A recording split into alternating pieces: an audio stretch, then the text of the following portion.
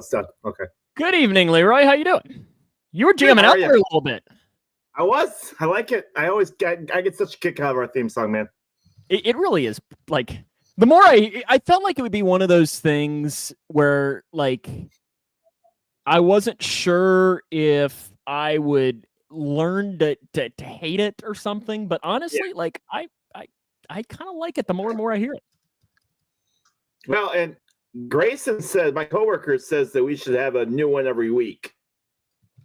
Just a variation of the same song every week. And I said, no, you can't change greatness. No. I mean, listen, it is. Yeah. I mean, listen, it's phenomenal. It's exactly what people want. And why would you mess with a good thing, right? Yes, exactly. You can't mess with greatness. Coming up on the show today, we're going to have a guest on the show, which we've only had twice.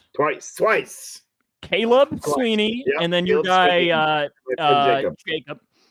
Yep. We're going to have someone that I know, Zac Newton, who is in attendance at Bristol over the weekend, just because I have not talked to Zac for good reason. Rest in peace, my friend. I just want to hear everything about this because I am very, very intrigued. He got a shirt that said, I went to Bristol and all I got was this crappy T-shirt. and I don't even know that he could have gotten a T-shirt from what it sounded like because it was a boondoggle for certain as well. And we're looking forward to talking about that. We'll have our next stats. I was talking and as we were going, I was opening up some tabs that I know every single week that I needed to open. And I was like, there's one more that I'm missing up here. And it's our bracket. How could I forget the next portion of this? We're going to have, you did miss that, Steven. We're going to have the next round of the cartoon character bracket. We'll have matchups like Scooby-Doo against Rocco from Rocco's Modern Life and Kim Possible against Hank Hill. We'll have some of those matchups coming up a little bit later on in the show as well. But it is doing. Paul says you're looking like Captain Lou Albano with that. You all couldn't win one game against the Brewers, man. One game. Not was even all one. One game you couldn't all win. You couldn't do that. We won against the Reds. Come on. Yeah, I had this whole thing planned where I was like going to break out a broom and start sweeping it, but I knew that the Reds were not going to win today because they can't sweep and do that even in the Reds and the Cubs have something in common. They're the only teams that haven't been swept yet this year. I'm pretty sure the Cubs have been because I'm pretty sure the Reds are the only team. Nope, are you not? I am intrigued on that because I know that they've said. Hold on. Should we take a wager on this? Should we take a wager? What are we wagering? I don't know, but I'm so confident on this one. I'm willing to bet pretty good on this. How about this? The next time that we're together, loser has to buy the person a beer. How does that sound? Fine. Or if you're coming to the Bengals-Bears game, you got to buy you buy the alcohol. All right. Okay. Right. Because I am pretty sure that the Reds are the only team, at least that is doing that. Steven actually did some research for his pick this year, he says. And doing that. I'm looking here to do a quick scroll through at least for for this. But also we're going to have our special guest on today. And do we want to just go ahead and bring him on? Yeah, but before you bring him on, I have a 15-second rant. You ready for it? Literally 15 seconds. Okay. I am so tired of living and dying off of every single game of whether they win or lose. And if they lose, it's the end of the world. I'm so tired of reading the comments. You're 17 games over 500 and you lose the game. And they're like, well, the season's over. We're done. Never going to win again. But then when they win it, all of a sudden it is interesting. Let's go. You are right. That is interesting. Really old after a while. The Reds announcers have been saying all year that the Reds have been the only team that hasn't been swept. So they've lied to me, John Sadak. Are a little bit biased. John Sadak has lied to me. John Sadak has lied to me. We'll bring on our guest. Mr. Zac Newton joins us. I like you're the first person, Zac, to ever use the subtitle. I respect that. Well, why would I not? I love it. You are the guy. I am here because I'm the guy who did the thing. So you were in attendance not once but twice at Bristol Motor Speedway over the weekend. Bravo. I specifically have not talked to you at all about this. Like, I think really, no. the only comment that I made was that I was not stunned at all that you bought a snow cone, and apparently you bought two. Leroy, how do we even start? Like, the Bristol experience. I guess the first thing I want to ask is okay, do you want to start? Yeah. So everything that I've heard says that they planned for a TV audience, but not for an audience in person. Tell us a little bit about your experience and what you dealt with, and is that statement factual? So here's what happened. I'll give you the breakdown of where the problem came from. And I know, Sam, you may have seen some stuff in the group chat where me and some of the other guys were talking about it. So I've been to NASCAR races at Bristol. I think first and foremost, this was not my first time at Bristol Motor Speedway. Anytime that you go to a race at Bristol, they let you bring coolers of food and drinks in. You can't bring beer. And obviously you can't bring like hot stuff. Like, yeah, it has to be in like a bag. They prefer stuff be sealed in some kind of bag. And if it's not, like, tell you what kind of people we are. My dad, when we go to dirt races and stuff too, but when we went to the Bristol races, Dad would fry up like 2 whole chickens. Hell yeah. Worth of fried chicken.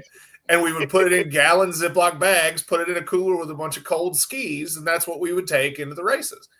And Leroy, did you know what ski is? Do you remember? Did you ever have that in Western, or okay?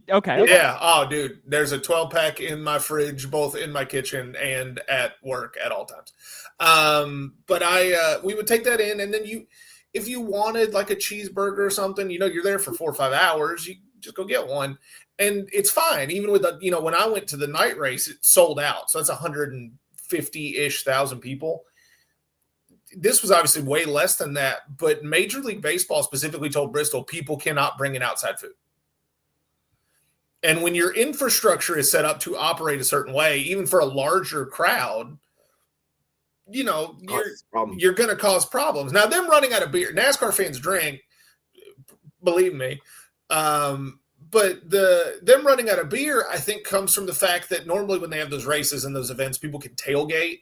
And the weather sucked on Saturday, even before it caused the postponement. So you're talking about, people trying to catch up drinking, which probably led to them, going through more beer than people thought they would.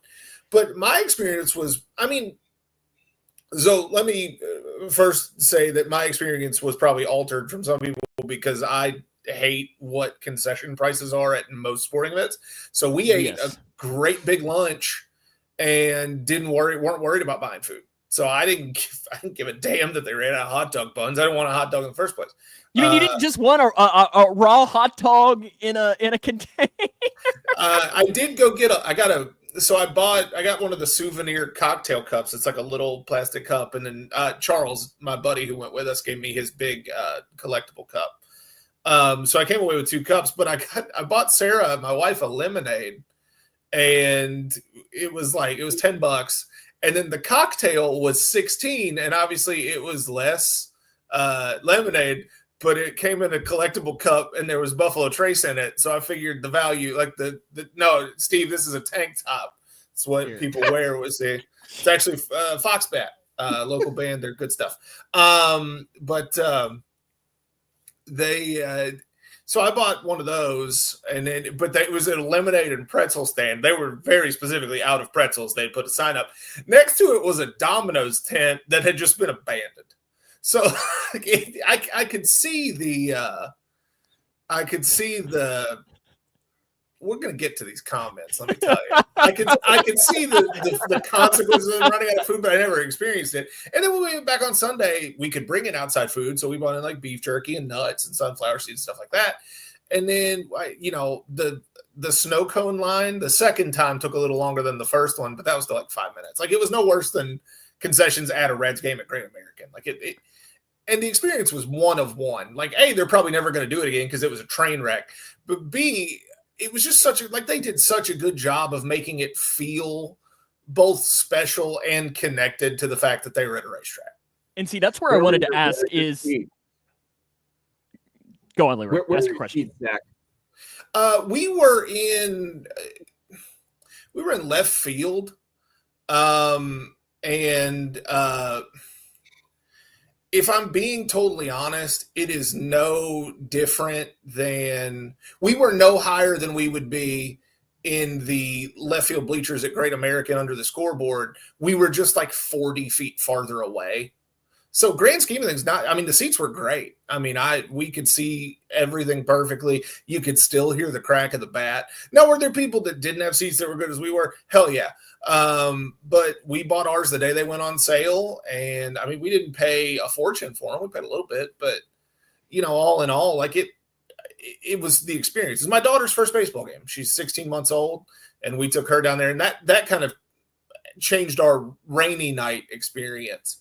But by and large, I had a blast. Was it one of those things that because it was so miserable, it made it better? So the only there is, because there's that line, I feel like, that once you get past miserable, it's actually fun because you're miserable with a group of people. Do you understand what I'm getting at with that? Yeah, you're suffering with 90,000 of your closest friends. Exactly. Yeah, no, it never really got that bad. Like I'm a big burly fellow, and I don't give a shit about being rained on. Like, it wasn't so cold that it was like, it's not like getting rained on at football. Like, do you remember the night that I did the football game at Ryle last year, and they put us on the roof of the press box? It was like 35 degrees and pissing rain. That sucked. I don't want to do that ever again, but it was like 75 degrees. It was drizzling, except for when it came down kind of heavy, which caused the rain delays.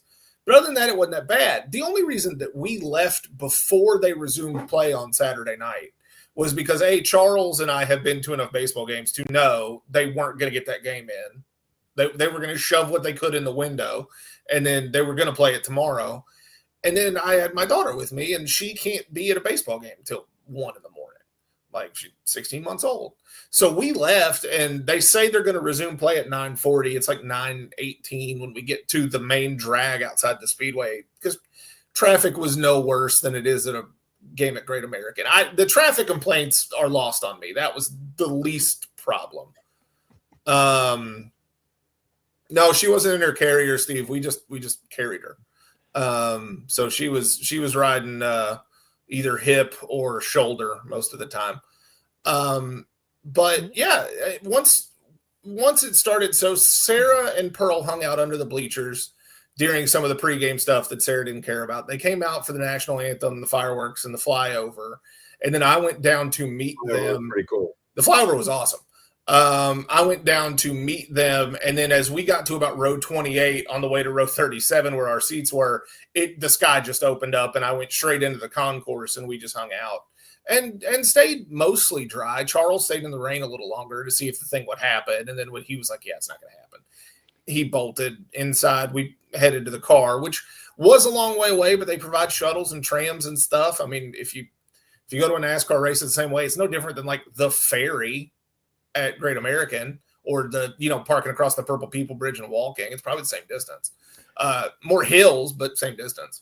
The memorabilia tents was another thing that I saw a lot of people complaining about. Did you attempt to visit those? Because I saw that there was some complaints that those were cleared out pretty early on. And apparently I saw someone complaining on social media, which, again, wild that people would complain on social media, that that apparently they gave open season to the workers first, and like the workers bought a lot of the good stuff. Like, did you even attempt the memorabilia tents, or was that not something you were even interested in? Never tried, didn't care.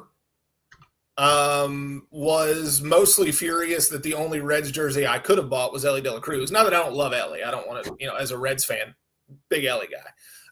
But it seems like everyone and their sister has Ellie De La Cruz jerseys. There's other guys on the team, and there's guys that I really like on the team that I'd love to have a jersey for. But I didn't even try, man. I work at a nonprofit and then do radio stuff on the side. I can't. The shit they want you to pay for that stuff. Yeah. Like, what was it? I said the cheapest jersey you could buy for an adult male was $174. t-shirts are $50-$60 to hang that. I have no desire to pay that for a t-shirt. I'll pay $30 for a t-shirt if I believe in something. But I didn't care. Like I said, I knew I was going to get a cup from buying a soda or something, at the game. We went to the Appalachian League College Wooden Bat Championship on Friday. They gave us like rally towels and bags of like commemorative sunflower seeds, and they were throwing it. They tied that into the game, so they were giving us all kinds of stuff. So I mean, if we had wanted like more little tchotchkes, we could have got them. But no, I didn't. If I'm going to buy something like that, I'll buy it online later. I'm not trying to deal with merch lines at an event unless that's the only place I can get it. Last question, at least I have for you. Leroy might have another.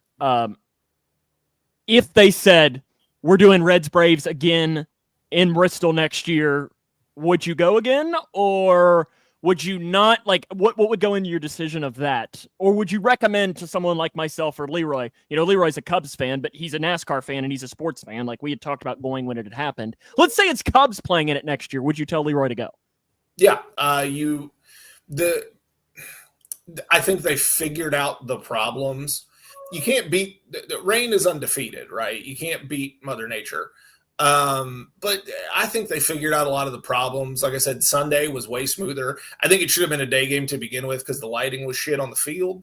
I could see that on TV when we got back to the hotel that it was like bad because NASCAR tracks aren't designed to have the infield be baseball field bright. So they've got a couple things to fix if they ever do it again. I'm sure they're just going to go back to the Field of Dreams game. I know they're doing a bunch of renovations in Dyersville to make that more attainable for them to execute. So they'll probably just go back to doing that. I would go. I mean, Bristol's a thing you should see once anyway, whether it's for a race or a baseball game or a football game, because they'll probably do that again in the near future. That or hockey, I think, is the next thing they do there. That's right up Leroy. That's right up Leroy's alley right there. You're speaking to his. But I think that they could do some WrestleMania. Cool stuff. You could probably do a WrestleMania there, and it'd be really cool. The question I would have about doing a WrestleMania there is what do you? Because Leroy, you can talk wrestling with, so like you can geek out on. There you go, Leroy. I've brought on another wrestling guy. I don't know if it was deep enough for what they would want for WrestleMania. Oh, it's 150,000 plus, and you could seat people around the ring in the infield and probably get another 20 or 30 in there. I mean, it's a small NASCAR track, but people forget. Paul, I'll tell you. I see that comment. I'll tell you this. I think the Field of Dreams thing is great. The problem with that concept is that it's not accessible to a casual fan. Yeah. The thing about these Bristol tickets, you could get tickets to this game for like $50-$60. Mm-hmm. They weren't good tickets, but you could be there. And, with the Jumbotron and the whole thing, like you always would be able to see at least some of the action. Anybody could have gone to this. I mean, the people who were sitting in front of us were just like, locals. Like they were Braves fans, but they were just from, somewhere around the area. Like it was something that anybody could have done if you took the initiative to go buy tickets. And I love the Field of Dreams thing. I think it's great. Obviously, I love Field of Dreams, the movie, but I can't go to that game. First of all, it's in Dyersville, Iowa, a place I've been and swear to God, I'll never go back to. Second of all, there's just not enough seating. The stadium doesn't really exist. So you can't get tickets to it. And so I think that sports experience, I think the thing that sucks about like the Super Bowl and a lot of these sporting events is that you can't go.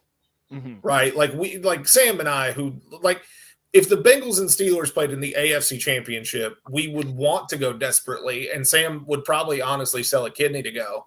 If it was in Cincinnati, I'd get it because whoever sees the tickets. Yeah, but if it's not and you wanted to go. Oh, I mean, listen, when the Bengals played the Chiefs a couple of years ago, we were thinking about it. Well, I mean, maybe if Daddy would open his wallet up and help you out a little. Right? Yeah. But listen, whatever works. I just hate that there are things that would be really cool for people to do that they don't get to do.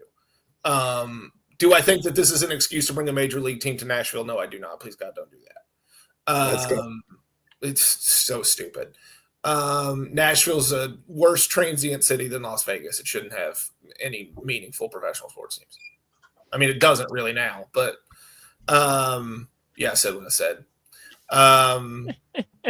Titans are a poverty franchise. Nashville SC is a joke.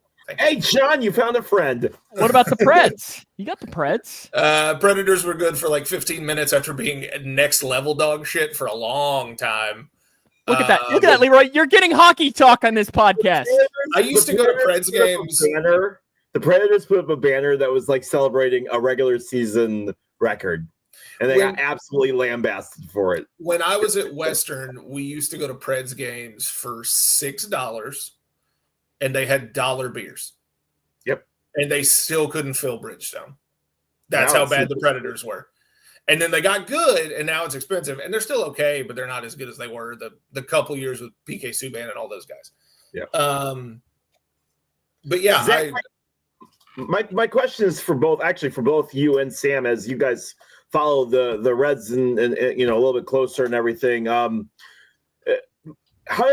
I saw highlights from the game, there was standing water in the field. What did the players say about the experience as far as the field conditions and how the field played? Because it was built on they put the field on asphalt. Like it was built on top of 4 inches of gravel, sand, and then the turf. I'm sure that they stopped playing because the players were like, we can't keep doing this. But Sunday it was fine. I mean, Sunday they'd done a really good job through the night of drying it out. The rain did eventually stop, and then it was sun enough that you could, that it dried itself out. It just rained so much on Saturday. There's nowhere for the water to go, right? So exactly. You had no drainage or because you can't build that in a temporary field like that. No. But yeah, I think they stopped on Saturday night probably because of that. I think they realized that there was no beating, what they were dealing with. But I think based on the social media stuff, especially from before the game, the players loved it. They all got to meet like Tim McGraw and Pitbull, which boy, what a thing that was. Could Tim McGraw have gotten a tighter pair of jeans? No, he couldn't have lip synced any worse either, but I digress. Also, the takeaway from that whole thing is that they promoted Pitbull as if he was going to be an integral component. And he was on stage on my life for maybe 4 minutes. Did you want more Pitbull? I wanted Pitbull and Tim McGraw. You've seen Pitbull? McGraw? That doesn't surprise me. Leroy, when did you see Pitbull? He played at the halftime show of taking on the USA in the Olympics for the basketball game over in London, England during the London Olympics. Of all the weird stuff. So yes, I have seen Pitbull play it, and all my military buddies are all like, "Who is this?" I didn't want more Pitbull like individually. I wanted Pitbull and Tim McGraw at the same time. I wanted to see what that was, and that's kind of what they sold me, and I did not get. It is Leroy's dream to meet Pitbull and Tim McGraw at a NASCAR event. He'd lose it. Zach, I appreciate it. I appreciate it. I was really interested to talk about it. It sounds like it was at least if anything else, a memorable experience. For sure. Daniel was there too. He says it was bad. Pitbull was there and sung for 18 seconds. Right. I want to know what he got paid to do that, and then I want to get fired from that job after one day. Right. Yeah. Can you? I want to get my one day in. Also, Leroy, you are wrong. The Reds are the only team in 2025 that have not been swept. The Cubs have not been swept. The Cubs have not been swept in a 3-game series, but they have been swept. Oh. In a 2-game series. Are there even 2-game series anymore? Okay. Yeah, but the Dodgers, nope. Yeah, Reds are the only team left. Oh. Yeah, Daniel slept in his truck. I saw a Facebook post from him because he didn't have a hotel room. He was one of the people that went and didn't have a hotel room there. So they ended up letting him sleep in his truck in the Bristol parking lot. Hell yeah. That would probably be another story for sure. That's different. Yes. Yeah, our hotel was like 20 minutes away. It wasn't too bad. You had fun getting that, though. That'd be a story for another day, though. Hotels.com might be a future sponsor, so we don't want to take I don't want to upset anyone. You don't want me to talk about hotels.com. Have a good rest of your night. I appreciate you. See you, buddy. See ya. That's Zac Newton. That was good. I was really curious to have him on. You owe our fans an explanation, though. For what? For why I didn't go? Because Paul and John want to know why you invited Zach before our longtime listeners, first-time callers. If Paul and John would have gone to Bristol, then maybe they would have been a representative. Probably about what Leroy's salary is what Pitbull got. Millions of dollars.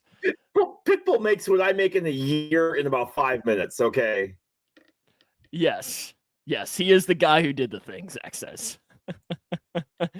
But now my computer doesn't even want to work. So John wants to know, when are me and Paul coming on? I don't know, maybe. John, I'll bring you on when hockey starts. That way you can rave about how great the Penguins are, even though their average age is 45. And you can talk about how horrible the... Can I take a timeout on what you're saying right now? You're saying this as a Blackhawks fan. I don't know much about hockey, but I know the Blackhawks are awful. Am I wrong? Aren't they like the worst team? We are not the worst team. We're like the third and fourth worst team in the league, okay? Okay, congratulations. You're the Jacksonville Jaguars. Does that make you feel that much better? I swear, if you say Duval, I'm hanging up this call right now, man. Oh, I'm done. Rage quit. Did you watch any of the Bristol? Because I was at a wedding Saturday night. So it's funny. Steven was texting me, and I was like, I want it to keep raining, so I can actually watch. And I didn't realize the rain was as bad as it was until I got a video from when they scored on the Saturday night. Mute John for about 5 minutes. Do whatever you did with Trav the other day. I can only do that on YouTube. I can only do that. The only way I can do this is actually blocking him, and I don't want to do that. Yeah, don't do that. We no. If he was on YouTube though, mute him. You can put him in timeout. No, but I watched a little bit of it on the TV. Just a little bit of it on the old telly. I don't know that you've ever sounded older. I watched a little bit of it on the TV. Best part was Lion Richardson tried to jump over the makeshift canopy in the bullpen, and he went through it. That's hilarious. So Lion Richardson, did you hear the story with him? No.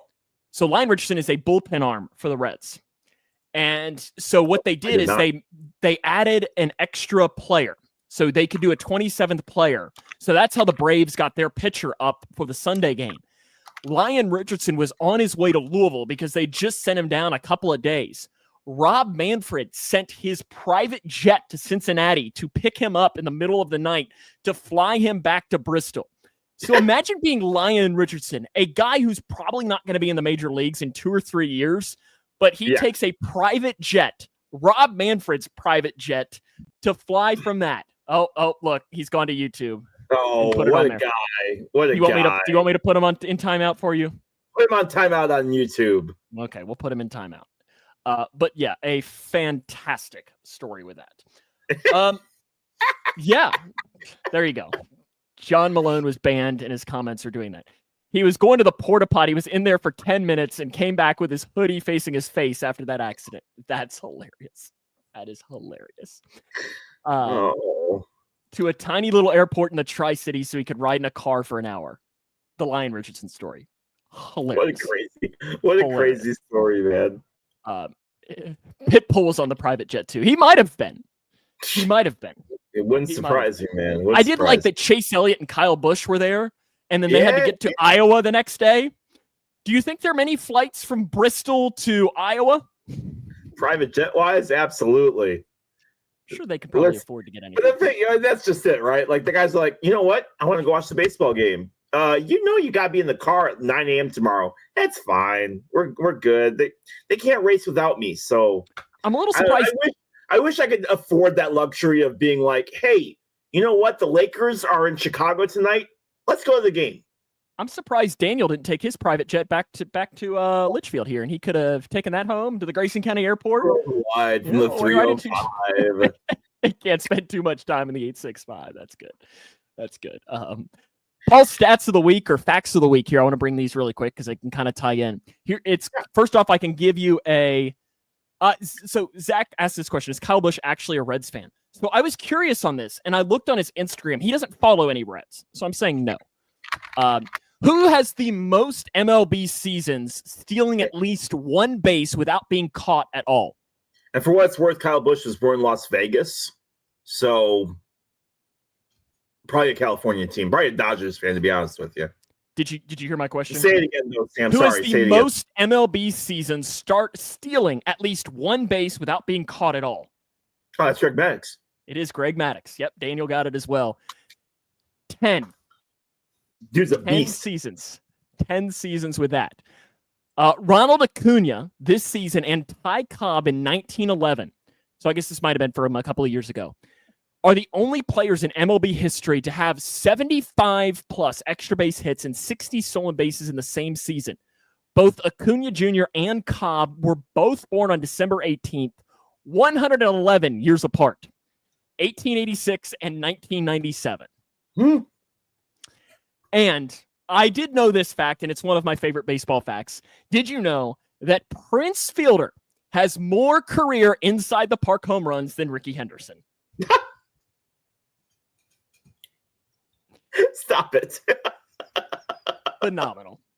I love baseball, man. I love it. It's such a great, weird sport. I love it. Phenomenal. Do you have any tidbits? Oh, I love it. That's fantastic. Oh, do you have any tidbits to bring us? I do, but do you want our player of the week? Sure, go for it. All right, let's get our player of the week. All right, I'm going to show you some stats. All you got to do is tell me who the guy is. Okay, he was let's not see who this racist. Listen, Zach, Ty was not racist. There was a journalist who hated Ty Cobb, who wrote a bunch of stuff about him. If you go online, and I'm not making this up to stick up for Ty Cobb, I don't care. But apparently Ty Cobb really was kind of just a normal dude that played baseball. So check it out. Check it out. Go look. Yeah, I didn't have Leroy sticking up for Ty Cobb on my From the Pressbox bingo card tonight. Didn't have. Here we are. Yeah, here we are. Here we are. Yeah, we are. It's not something that I necessarily expected. Okay, so this is a baseball player that we're gonna have to figure out who this is. Can you zoom in at all? I can. And he is celebrating his birthday tomorrow. He's celebrating his birthday tomorrow.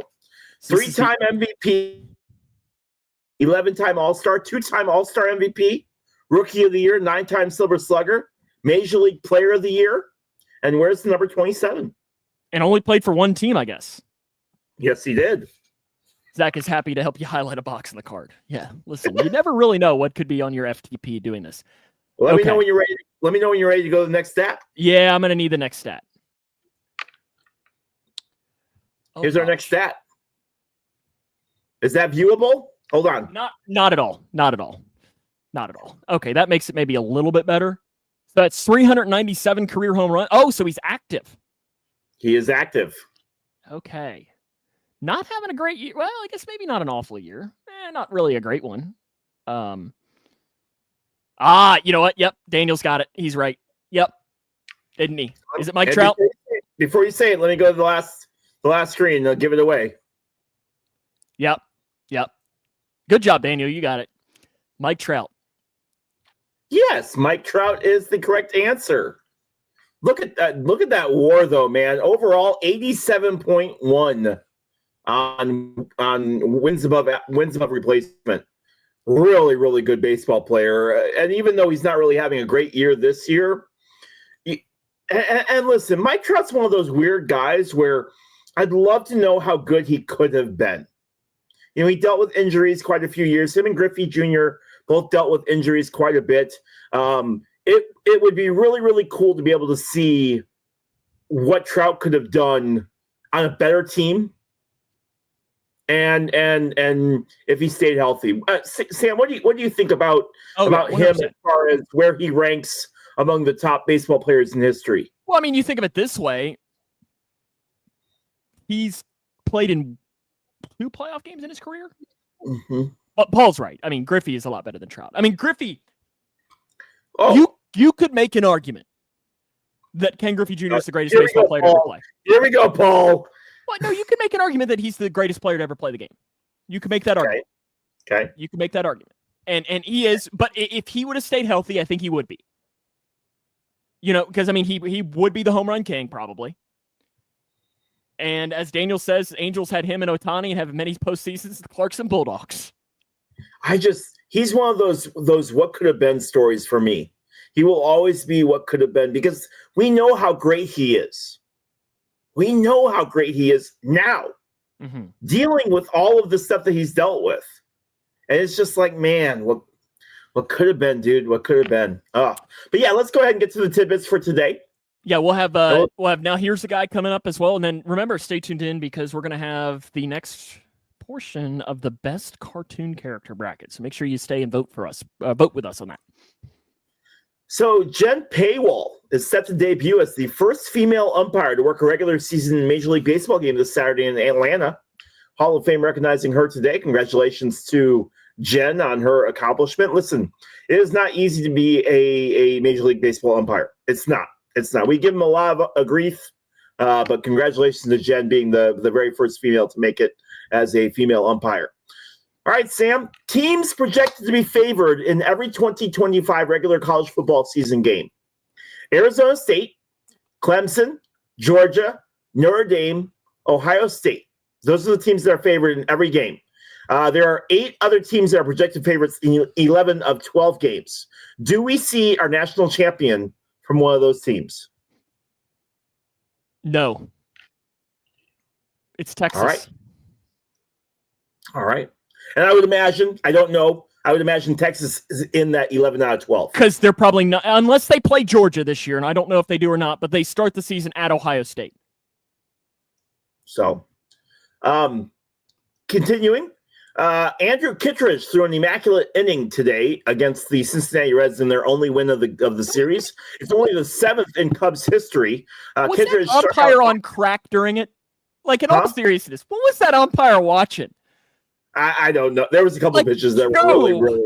But after we got through yesterday, I'll take it. Austin Hayes, Gavin Lux, Tyler Stevenson struck out, and he went sinker, sinker, slider, sinker, sinker, slider, sinker, sinker, slider. It was the first immaculate inning by a Cubs pitcher since Hayden Wesniewski in 2022. The Reds have 5 guys that have thrown immaculate innings. Sam, can you name any of the 5? Kevin Gossman was the last one.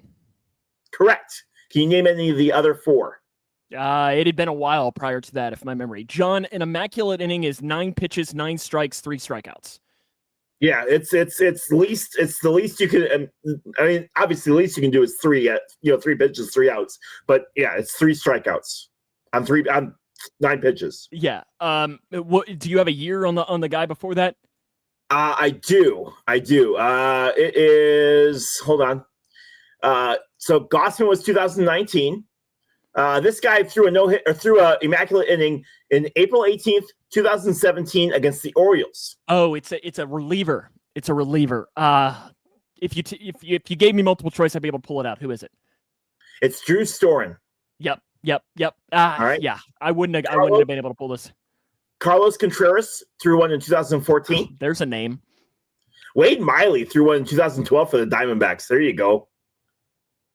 No, there's never been an immaculate game, John, and there never will be. Right? There'll never be an immaculate game. Will there? Never. No. Pedro Borbin in 1979 threw one against the Giants. And Rob Dibble threw one in 1989. The nasty boy.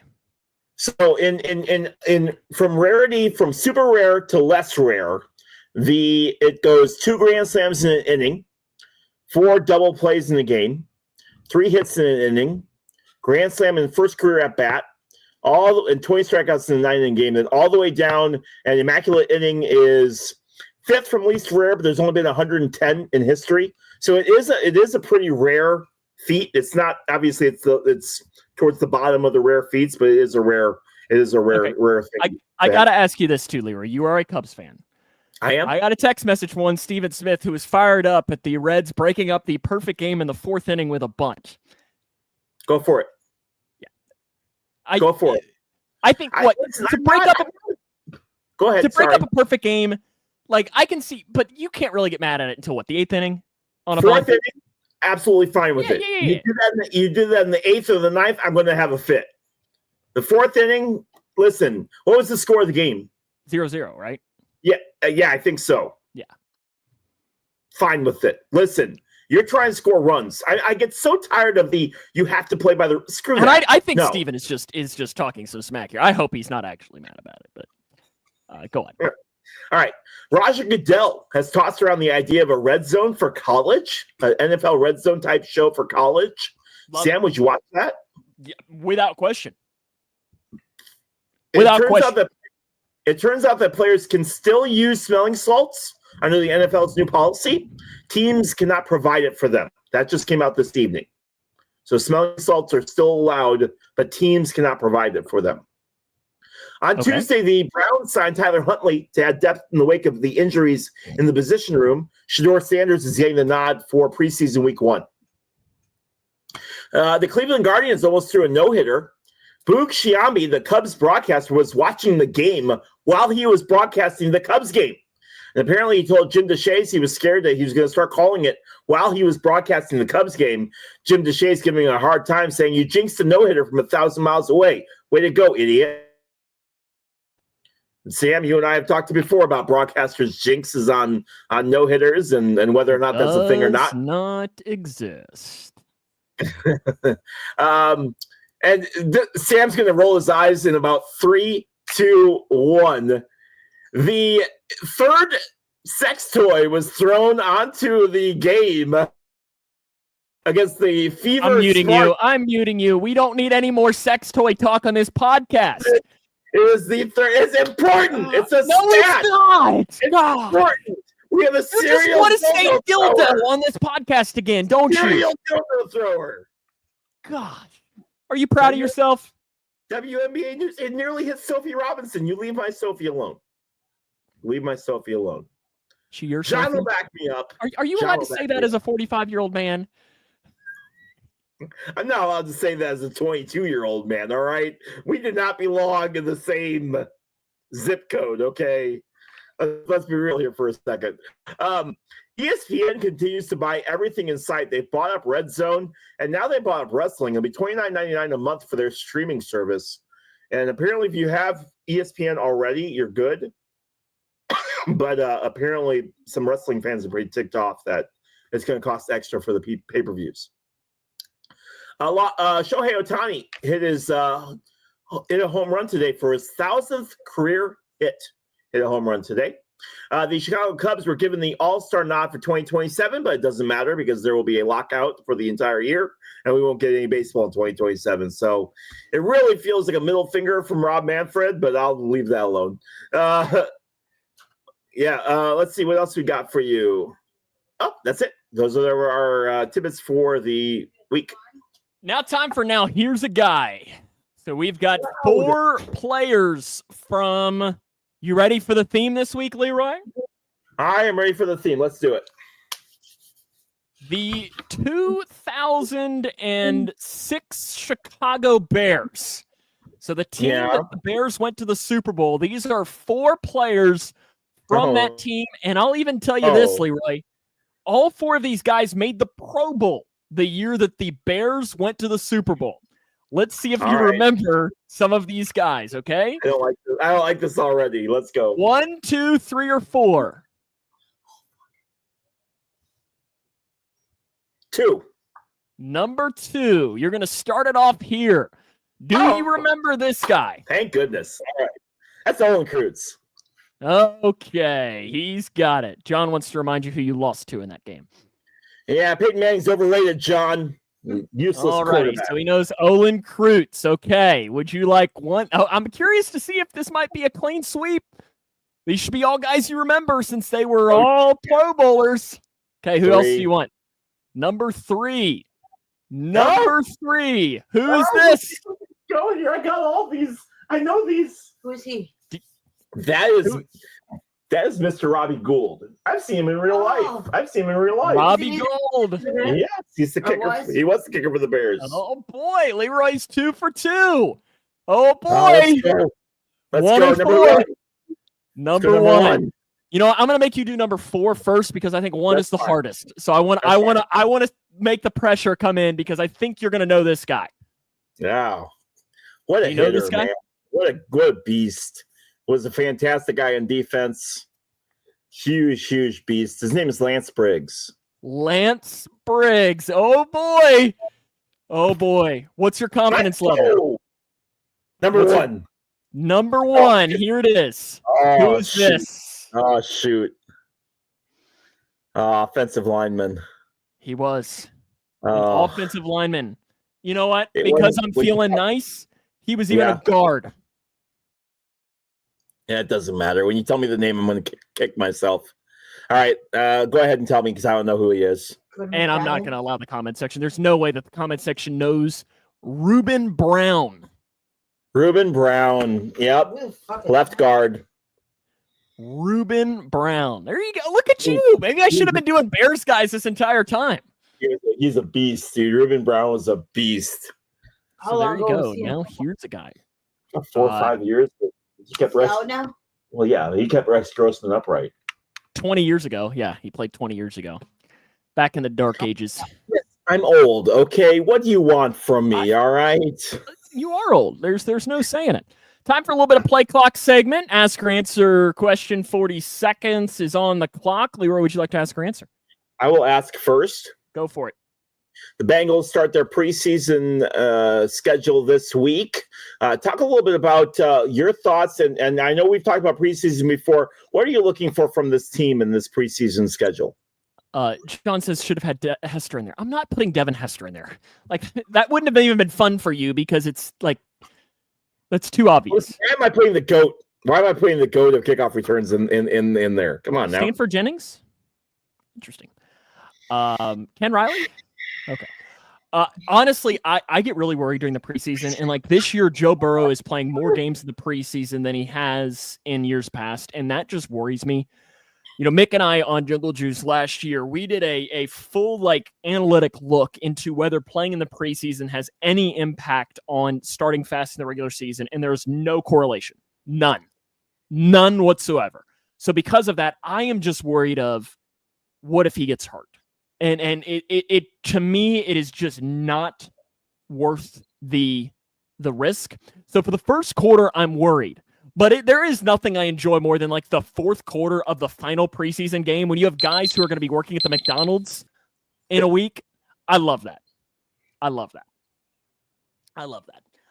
Paul says he'd rather watch Leroy coach recreational basketball than watch the preseason. Chase Brown fantasy running back 1. Yeah, listen, I'm all for that. Leroy, you ready for a good question here? Let's go. You can ask one dead athlete one question. Who is it? What's the question? And what answer would completely destroy your worldview? Oh, that doesn't belong in a 40-second question, my friend. I'd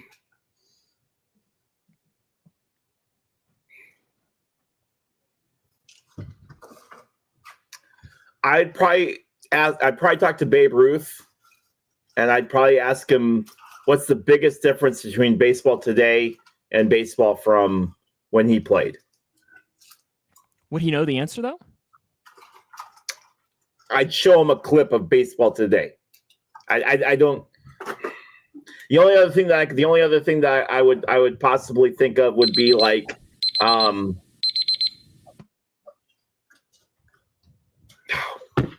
boy, I'd love to give you a much more in-depth answer than that. But man, that's a tough one. It's a good question. It's a good question, isn't it? It's Steven. Randy's not dead though. Randy's alive. Randy, don't kill Randy, Steven. Randy's alive. Does Jamar Chase being the top fantasy pick scare you? A little bit, but it is what it is. It is what it is. Oh, surprised you didn't say Dale Earnhardt. John says. Oh, but I don't know. What would you ask him? Did you feel anything? Of course you would. Of course you would. Go for it. All right. UK football. Are you excited for this season? What are you most excited about for University of Kentucky football? I'm not. Next question. It's not what. That's not it. Legitimately, I am as less interested in UK football this year. I don't know why the timer's not moving. Why? Because we're done with Mark Stoops. It's done. The experiment is over. It's no longer fun. Like they have a brutal schedule this year. I mean, they got like Texas, Florida, Georgia. It's tough. It is a very difficult schedule. And I'm done with the Stoops experiment. I'm ready for someone different. Need some fresh blood into that program. If anybody stays, 13, 14 years, unless you're Nick Saban, you just need to move on and there needs to be something else. So I'm not. Paul does raise a good point. It's not on my play clock, but who are you drafting first this year in fantasy football? I have not put any thought into that yet. My first fantasy draft isn't for a couple of weeks, so we just had ours, man. Ooh, that's early. That's too early. Leroy, you have to live the rest of your life as a mascot. Which team are you choosing, and how do you maintain dignity? Big Red, come on now. Let's be real here for a second. I don't need dignity to be Big Red. Let me tell you something. I will go out there and I will shake my belly like you've never seen before in your life. In all seriousness, though, how cool is it to be like a mascot? Actually, honestly, if I have to choose a mascot to be for the rest of Firehawk's the mascot for Indy. I'd love going to work every single day. I'd be Firehawk all day, every day. Yeah, you can look him up. He's awesome. Firehawk all day. I'd go all the places dressed as Firehawk. I was expecting you to go with Paul's answer here. That wouldn't be a bad choice. The Philly Fanatic? That wouldn't be a bad choice. That'd be all right. But yeah. I actually auditioned to be Big Red. I didn't obviously get it, but were you tall enough? Yes, okay. I was actually. I'm too tall. I'm too tall to be Big Red. I barely made the cut, but I did make the cut. I didn't get the job, but I did audition for Big Red. I think you had to be between 5'3" and 6 feet. I think if you were over 6 feet, you could not do it. Sam's too tall. Yeah, not that I would have been a good Big Red regardless, but still. Okay, are you ready for the next round of the From the Press Box Best Cartoon Character? As a reminder, the ones that advanced last week: Squidward, Wile E. Coyote, Perry the Platypus, Cat Dog, Snoopy, Tom from Tom and Jerry, Donald Duck, Bart Simpson, Marge Simpson, Charlie Brown, Beavis, Goofy, SpongeBob, Butters, Dexter, and Bugs Bunny. That's who all advanced last week. Now, make sure to comment below your winner for each of these matchups. We need you to help us out. The first one today. Are you ready, Mr. Clamola? I'm ready, my friend. It is Doug Funny from the TV show Doug against Yogi Bear. Yeah. Doug Funny against Yogi Bear. Going a little bit more classic with both of these. I mean, Doug Funny, 90s, right? 90s, I don't know who that is. Early 2000s. You don't know who Doug is? No. Really? Even did you Google him?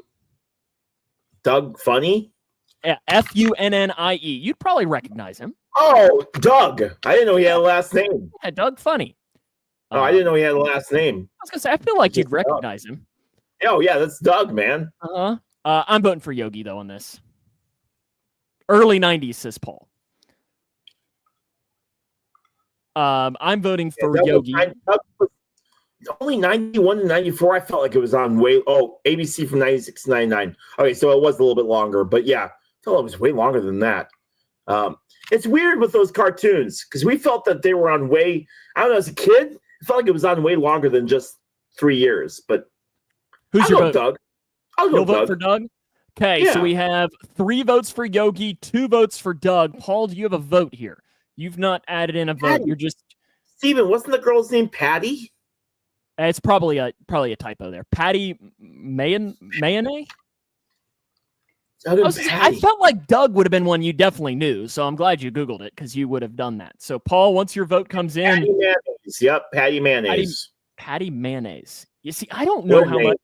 Paul votes for What? Yogi, so Yogi will advance here into the next round of this bracket. The next matchup is Eric Cartman against Yosemite Sam. Oh, no. Eric Cartman against Yosemite Sam. Oh, look who decides to show up right on cue for the cartoon brackets. Okay. Eric Cartman against Yosemite Sam. Cartman versus Yosemite. You know, a good podcast host would have a little picture of him on the bottom of your. I can't pull 32 pictures. It's all my laptop can do to do this. We have.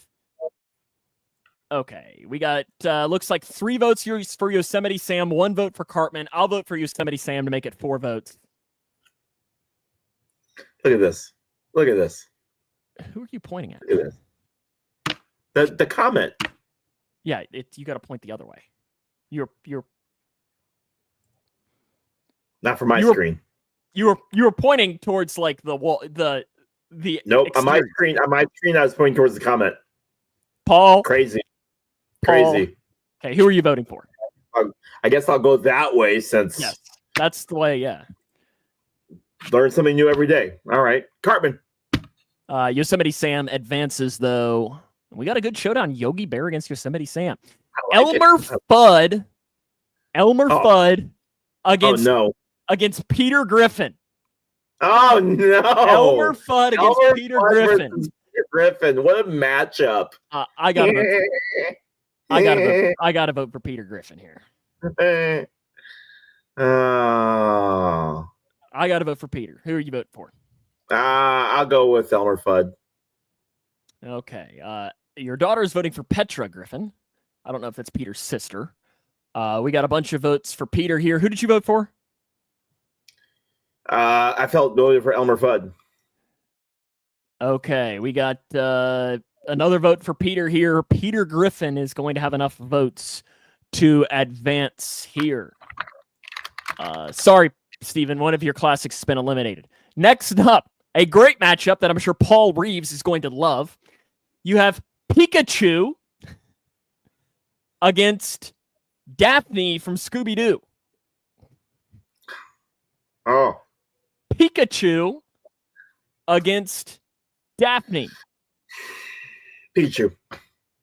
Leroy's voting for Pikachu. I have to vote for. I love Scooby-Doo. In fact, my stuffed Scooby-Doo isn't in here. I usually have one over my shoulder. You have a stuffed Scooby-Doo? Yeah, that was my like everybody had a stuffed animal growing up. Mine was a Scooby-Doo. It's in the other room. Okay. What, did you not have a stuffed animal growing up? It's sitting next to my bed right now as a 42-year-old. Yeah, I mean, mine just usually. It's literally mine my usually birthmark. sits up on my.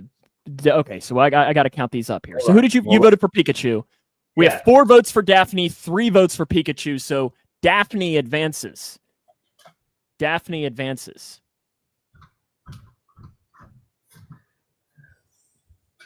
This is a little girl named Doggy. And that thing is 45 years old? 41 years old. Wow. Next up, Scooby-Doo against Rocco from Rocco's Modern Life. You can hate indie racing all you want to, Greaves. Guess where you're going to be next year in May? Guess where you're going to be? Clamola. Listen to the answer. Scooby-Doo against Rocco's Scooby-Doo against Rocco's Modern Life. Scooby-Doo is this is not even close. Paul says she's 280 in dog years. We got 4 votes for Scooby-Doo, 2 votes for Rocco. I'll be honest, Leroy. I think Scooby-Doo is my champion. Like, if I was filling this out in the Sam Gormley bracket, oh, man. It's tough to pick against Scooby-Doo. And Scooby-Doo advances in this one. Next up, Samurai Jack against BoJack Horseman. Samurai Jack against BoJack Horseman. Samurai Jack. Come on now. I'm voting for BoJack. I'm voting for BoJack. Pretty good show. Have you watched it? Mm-hmm. Samurai Jack a little bit before my time. Yep. When would that have been on? 90s? Late 90s. Okay. I am voting for BoJack Horseman, though, in this. Okay, so we have 2 votes for Samurai Jack. It is Samurai Jack against BoJack Horseman. Samurai Jack was on from 2001 to 2004. Okay. BoJack sounds better, says Steven, so he'll vote for BoJack. Your daughter says BoJack or BoJake. And Samurai Jack is S tier, says John. So we have 3 votes for BoJack, 2 votes for Samurai Jack. I don't watch the Japanese cartoons, says Paul. It's not a Japanese cartoon. It was American. BoJack definitely isn't. BoJack is a Netflix. So it's 3 votes, 2 votes. So it'll be BoJack Horseman advancing in this one. Next up. Ooh. Oh, yep. Christy came in and voted for BoJack there to solidify a win for BoJack Horseman. Next up, Garfield. Garfield, one for you, against Pinky from Pinky and the Brain. Oh! What a horrible matchup. No, Samurai Jack was not a Japanese show. Yes, it featured yes. But yeah, it was not a Japanese show. Garfield against Pinky and the Brain. Garfield, but that really hurts my heart. I noticed how there's not any matchups that you ever have that are hard for you. I noticed how you do this when you set these tournaments up. Randomly, but none of your matchups ever have problems. I've noticed. Don't worry, I've noticed. I have no idea which ones you even liked. The only one I knew you voted is Heathcliff. Again, I even read more into Heathcliff to see if I read deeper into it that I would remember it. No, nothing. Unbelievable. I'm voting for Garfield as well. So Garfield will advance. Next up, we got a matchup between 2 kids of TV shows. Lisa Simpson against Kyle Broflovsky from South Park. Okay. I wasn't asking you, Alexa. She just decided she wanted to chime in. Lisa Simpson against Kyle Broflovsky.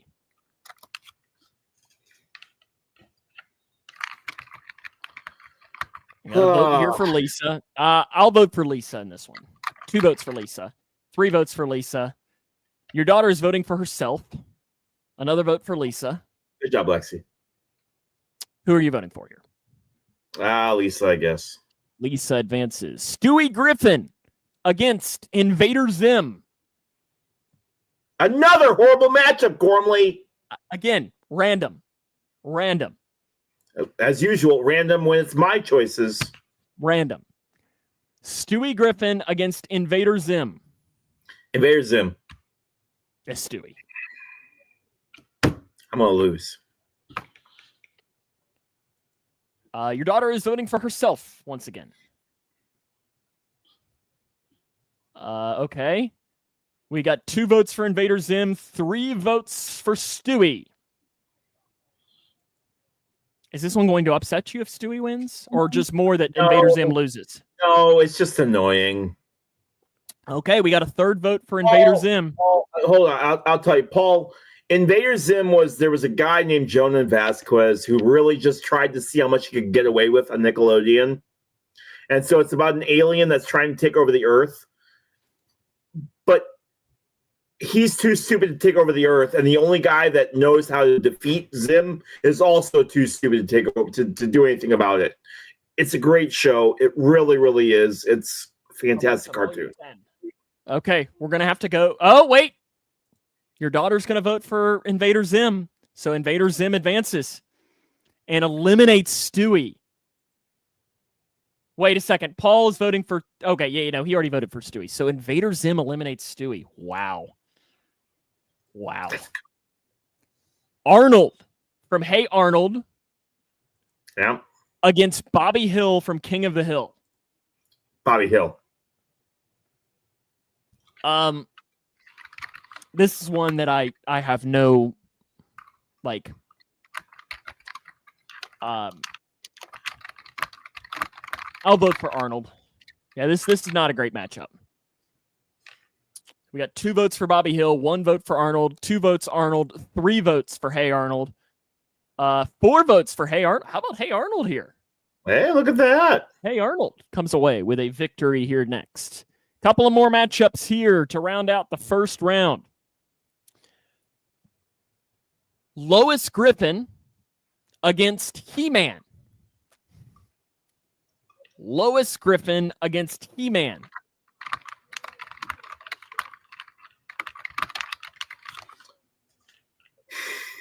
Were you a He-Man fan?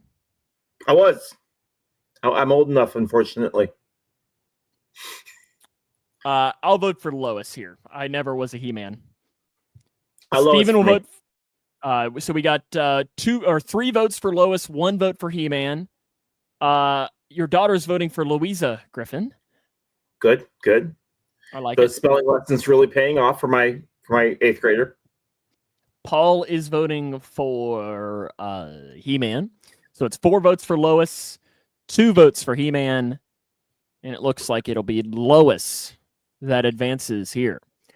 Next up, Angelica Pickles from Rugrats against Batman from Batman the Original Series. Batman. Yeah, I feel like I don't even know that this is a matchup, is it?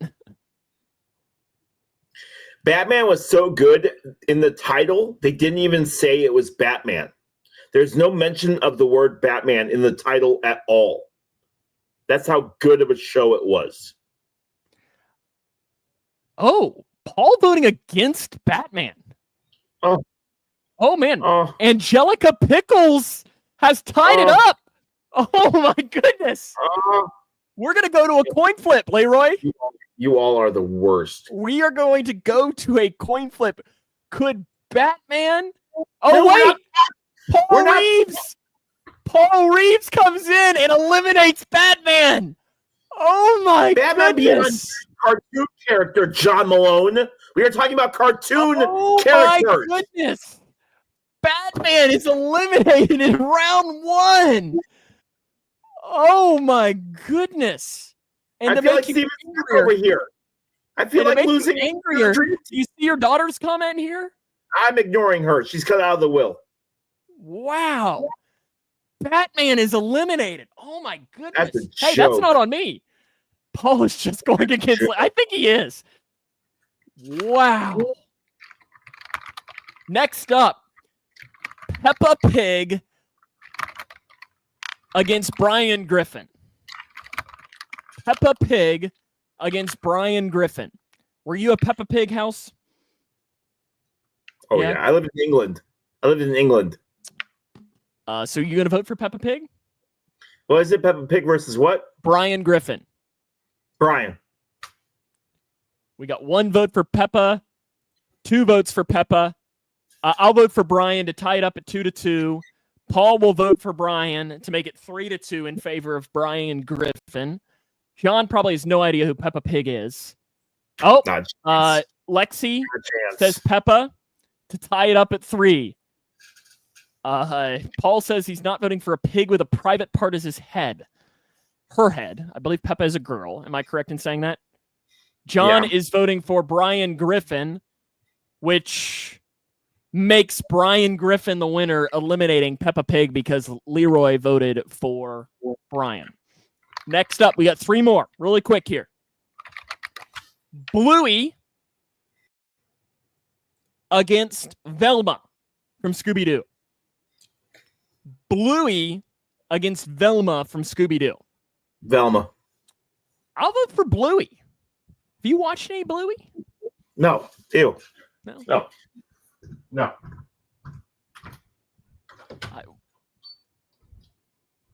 We got 2 votes for Bluey, 3 votes for Bluey, only 1 vote for Velma. Bluey's a pretty creative show. Steven will vote for Velma to make it 3-2. Velma is Paul's vote, so that will tie us up It is 3-3. We are going to go to a coin flip right now. Bluey is heads. Velma is tails. Okay, are you ready for this, Leroy? Yep, I am. Let's go.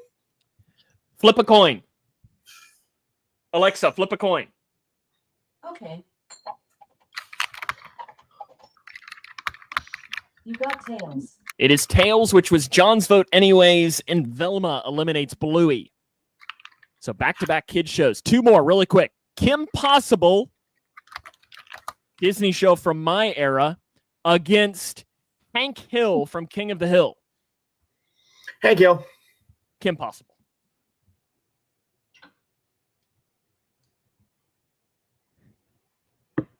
Kim Possible.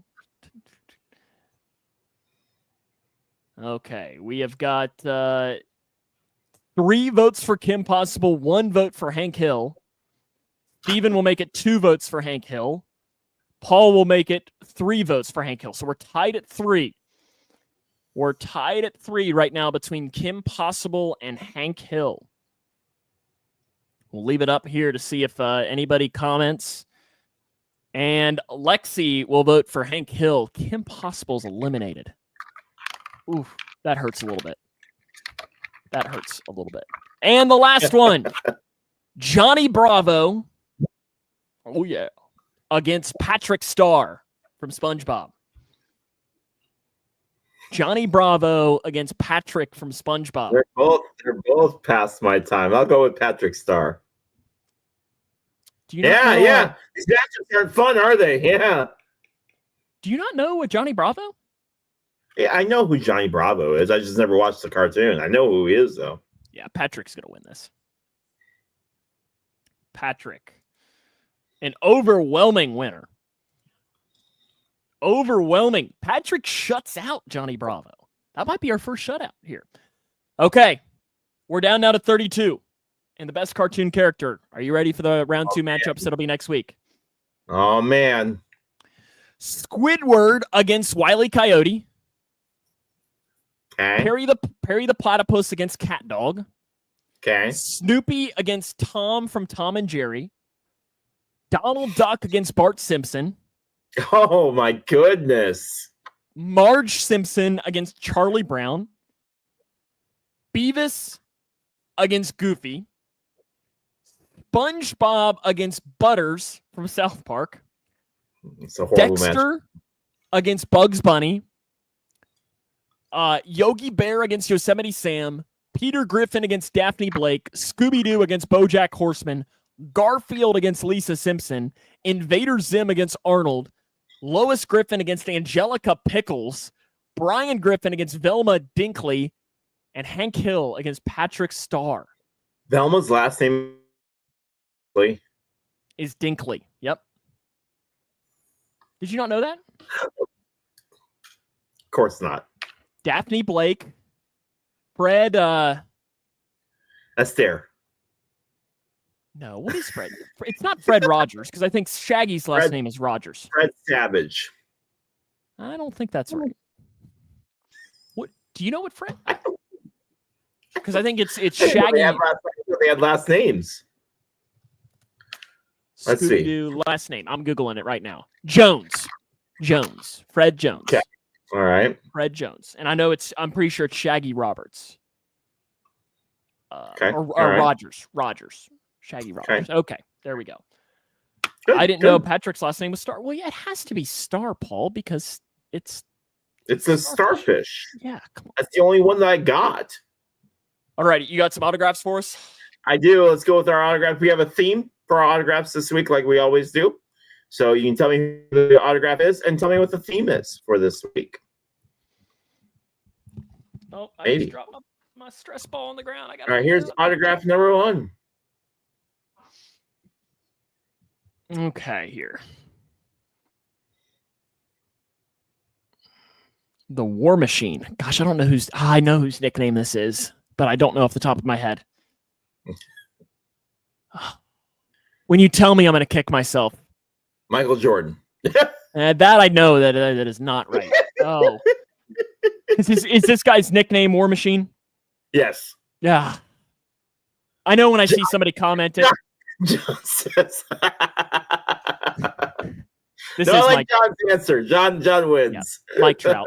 Mike Trout. Yeah, Yep. Mike Trout. Yeah, absolutely. All right. Reds. Does that say Reds country? It does say Reds country. Absolutely. Oh, boy.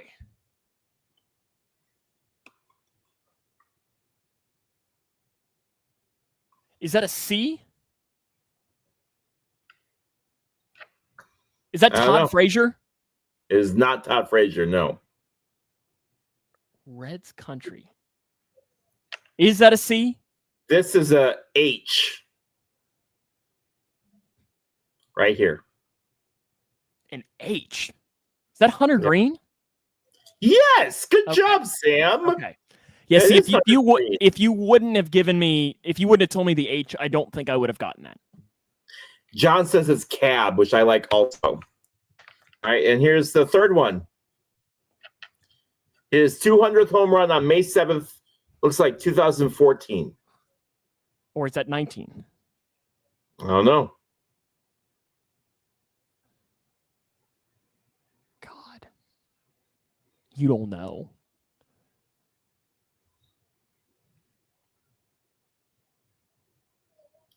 Paul, this one's great. It's 200 really isn't that much. Like, No. it is, but it's not. Like, I think you know what I mean by that. Right. No, I agree. I agree 100%. It's not Manny Ramirez. I don't think it's This says Hopo. Manny Ramirez. John says Hopo. I think John's right. Is it Hopo? It is not Hopo. No. Oh. Is it his brother? Nopo? Nope. What are the letters? Sam, I'm going to give you one hint. You ready for your hint? What are the? Oh, is this Hanley Ramirez? That's not a bad guess, Paul. It is a good guess, but it's not Hanley Ramirez. What are the initials? AR. It's not Alex Rodriguez. No. Nope. Aaron Rodgers. It's Sam's least favorite player in the world. Well, yeah, we're not. We can move on. Nope, we're not. You gotta say it. Nope. I refuse. I don't know this one. Nope. Okay. All right. I'll take a loss. That's fine. You take your loss. Any guesses in the comments since Sam wants to be an absolute baby about it? We don't talk about BITCHs on this podcast. Wow. Okay. All right. We're playing that game. That's fine. That's fine. I don't remember talking. Or I guess would it be ES? I guess. Yeah, I guess it would be ES. Yeah. I don't remember talking smack about Hunter Green, but that's fine. That's fine. He's not a witch. Neither is he. He hates kids. You know that for a fact.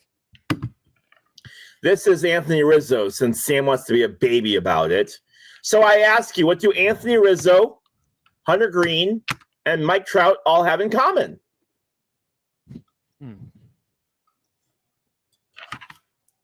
They weren't all they were all drafted out of high school. Probably, but that's not what I'm looking for. They all been on the cover of Sports Illustrated. Also a good guess, but no. Because Hunter Green has, and I'd assume Mike Trout has, and I don't know. Anthony Rizzo definitely has. So I then my guess is right. It was John Kidna. God. They're all celebrating a birthday this week. Oh yeah, Hunter Green's birthday was today. Yep. And okay. You got me there. NASCAR. NASCAR heads to the Glen. Last week, the Glen. Last week, we all did great, Leroy. I got 20 points. Paul got 14 points. Leroy got 13 points. Steven did get 0. Great job, guys. Good work. We all did great. I have 704 points. Leroy has 667. Paul has 557. Steven, you're at 71. John, you're at 370. I'm just going to go ahead here, Leroy, and I'm just going to drop in here. I'm just going to take SVG. I'm going to take the. I messed up, by the way. I messed up because John messaged me to throw in Logano, and I forgot to message you to throw that in there. So that's on me, John. I messed that up. Okay. I will trust if it was before the deadline. It definitely was. I messed that up. I will make sure you get your points then. John, we already took care of John. I'm telling you, that was on me. I will make sure you get your points by next week. I messed that up. Steven taking Kyle Larson. He's trying to make a late season push. Where's the race at this week? The Glen. Watkins Glen. I'll go SVG. You gonna make that pick? You've got 3 weeks left, so that means you don't get any points. Is he not racing this week? I picked SVG as well, meaning that you're not. Oh. I mean, you can take the same amount of points, but you're down. You're down by 40, so you gotta make a comeback here somehow. I'm down by what? I have 704. You have 667. So what is that? 37 points. I'll go with Connor Zilish. I don't know how to spell that, but I'm gonna just guess. Okay, and John is also going to take SVG. And Paul will take Denny Hamlin this week. So after this week, we'll have 2 weeks left. And I mean, Leroy, we're 2 weeks away from starting our pick contest back. I know. I'm the two-time defending champion. I think we're keeping America's pick this week, right? You are. Yeah, we're keeping America's pick this year. Yes, that was a lot of fun last year. I'd love to do it again this year, despite college football getting away from what college football is good at. I'm still excited for this year. So remember, for the pick contest, we will each, Leroy will pick the game I'm going to be broadcasting. I will pick the game you will be broadcasting. I know you're not excited for college football this year, but are you planning on? I didn't say that. Attending a Kentucky game this year? I don't know yet. Northwestern so what's funny is playing at their. Go on. Northwestern is still playing at the soccer field, so they literally wheel in. They roll in seats on the side because they're still building their new football stadium, and it's just. I'm old enough to remember when the Bears played at Illinois, and it's weird seeing like it's just weird playing where you're not supposed to be playing. Like it's just weird to me playing where you're not supposed to be playing. So what's funny is my dad renewed our Kentucky basketball season tickets a couple of weeks ago. And they said, like, if you renew by August 1st, we'll give you tickets to a UK football game. We're like, no, we're good. Can we turn those down? Like, do we have to? Like, I thought you're trying to get people to renew. I don't want to. No, please, no. But I know we have our first football scrimmage on Friday, so it's our test broadcast that we're getting ready to run. Our purple and gold game is not till the 22nd. So that's the Tobacco Bowl. That's Grayson County, Edmonson County. Grayson County. Some people refer to that as the Stephen Smith Bowl. So I don't know if you know this, Leroy, but Stephen is an Edmonson County alum. Ooh. So he's kind of a turncoat down there, they say. My opinion of you has gone down a little bit. They refer to him, I think, as a turncoat. Oh, he hears it all the time. But he's a Cougar now. And I have to once again try to establish a relationship with our football coach. Our football coach is this gruff guy who just doesn't he's a great guy. He really is. But he's just not a big interview guy. So I always feel like he's going to yell at me when I ask him, he always is fine with whatever I ask him, but it always feels like I'm bothering the dude every single time I talk to him. So I'm like, hey, coach, do you have time on Wednesday to talk about the game on Friday? Yeah, that's fine. Yeah. And I'm always just like, I'm sorry. Yeah.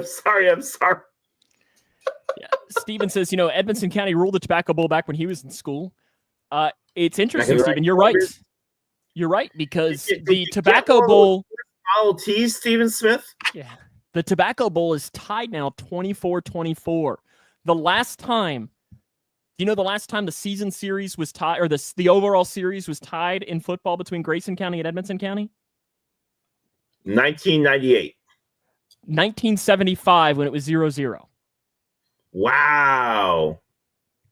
All right, then. Edsel. I don't know what that means. Is that a car? An Edsel? It is a car, yeah. So is that what he drove? Steven's right. It is an Edsel. My very first car was a 1995 Ford Escort. So there you go. Okay, now I'm seeing the Edsel. Okay, I know what that is now. Okay. I don't know that I would have been able to tell you that's what an Edsel was, but okay. What was your first car? A 1995 Ford Escort. I paid $5,500 for it. So that was probably pretty new then, right? It would have been 01, 02.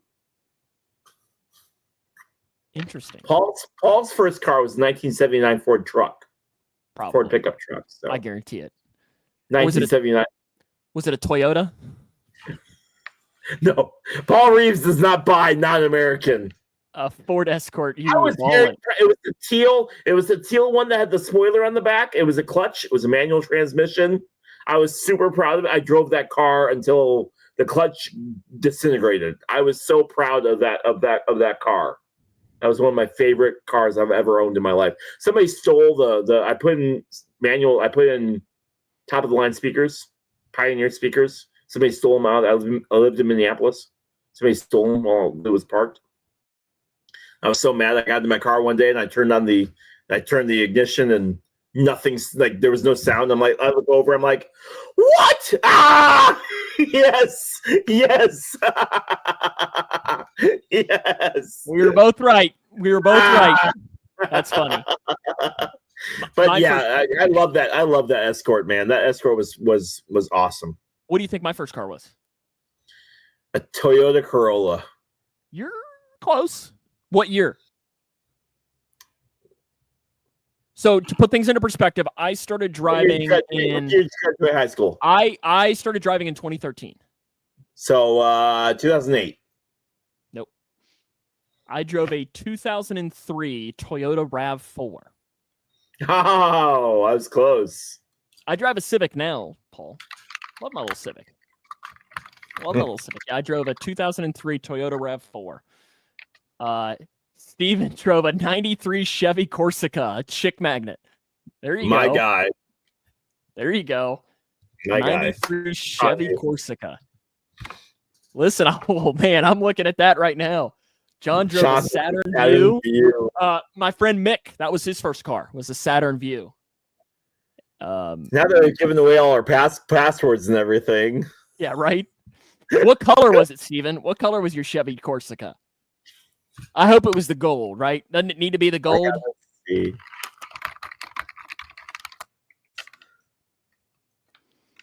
What color was your you said it was teal? Yeah, that's so funny. How did you get 9 people in that? It was bluish tough. Green. It was tough, man. Bluish green was his car.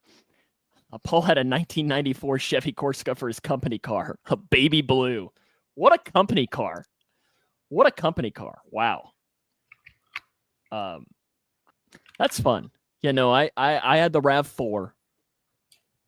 And I mean, listen, it got me from point A to point B. And then one day I came home from college and my parents had sold it without telling me. And I was like, oh, well, that's kind of disappointing. Oh boy, that's it right there. Adding something to the stage. That's it right there. Look at that. Oh boy. That was your car? Yeah, that was it right there. How much can you buy one right now? How much is it gonna, like, can you find one that you could buy?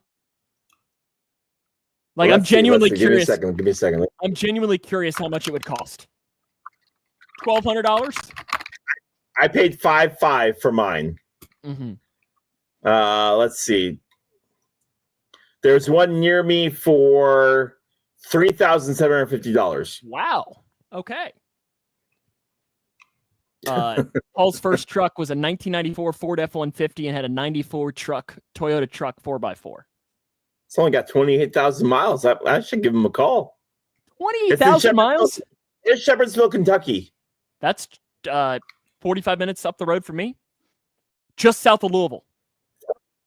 $3,800 that they want for it, but it's not automatic. Mine was a manual. That's the only difference. Okay. That's fantastic. You want me to drive up there and pick it up for you? I love it. Zach did follow up to and say that the Cubs got swept in Japan. So yeah, but that was a 2-game set. That doesn't count because the 4-game set was there was 2 games in Chicago and 2 games in Japan, and they are 2 games in LA and 2 games in Japan. So it doesn't count. Technicalities, right? Technicalities. Yep. Technicalities. They're You would there, do the there, same there and everywhere. Oh yeah, absolutely. You gotta call it technicality. Alrighty, I think that wraps us up for this week, right? Yep. Got anything else you want to get off your chest? Like I said, football starts tomorrow. And again, preseason doesn't mean much other than keeping everyone healthy. And baseball has about 45 games left. So still a lot of time left for these teams. Still a lot. I drive a 2013 Lincoln MKX. Ooh, you got a new car. Again, it's 12 years. It's I can't do math. It's like 12 years old. So while it is a Lincoln, it's like a low-end Lincoln. So I didn't know you drove an SUV now. Yes. I didn't know you drove an SUV. Yeah. Last time I saw you, you were driving the, was it the Nissan? Was it an Altima? I have a Nissan Versa that's missing its bumper and its trunk. Missing its bumpers. It doesn't have a Was trunk? involved in a car accident. No, it's got a trunk. It's missing its bumpers. The front and the back bumpers are missing. And it doesn't. The transmission shot on it. I'm going to give it to the fire department to use as practice, so that they can light it on fire and then. Are you going to be there? Oh, that's part of the stipulation. Mm-hmm. That's part of the stipulation. I will give you guys my car, but I got to be there to watch as you put the fire out. But no, I have I have a Lincoln now that I really, really enjoy. It's kind of nice. I went for they had what did they have? They had Toyota that I was looking at, and as I pulled into the parking lot, the Toyota drove out. Somebody bought the Toyota as I was driving in, and they were like, "Oh, don't worry about it. Come look at these other cars. Come on, let's go." That costs more money, probably. Oh yeah, but it's fine. It's fine. But yeah, I actually enjoyed it. Shut up, Paul. I enjoy it. It's a nice car, but it's definitely a little bit expensive. Leroy Big Money Clamola. That is his nickname. That is what the kids call him at Old Taylorville High School. No, they do not. On that note, have a good rest of your week. We'll talk to you next week. Sounds good, brother. Thank you so much. Thanks for watching. We'll see you next time.